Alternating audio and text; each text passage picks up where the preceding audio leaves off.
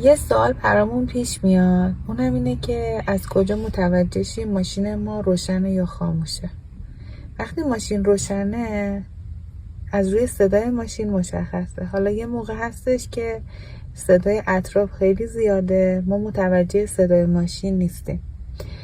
حالا اینجا ما باید بیایم به دور موتورمون نگاه کنیم. زمانی که دور موتور ما روی عدد صفره، یعنی روی این نقطه قرار داره، یعنی که ماشین ما خاموشه. نه ابوالفضل، چرا؟ ببین خاموشه. از کجا بدونم که خاموشه؟ صدا گوش کن، صدا زیاده. مال کجاشی؟ ببین دور موتور رو صفره. آره رو صفر، کم فقط بیشتره.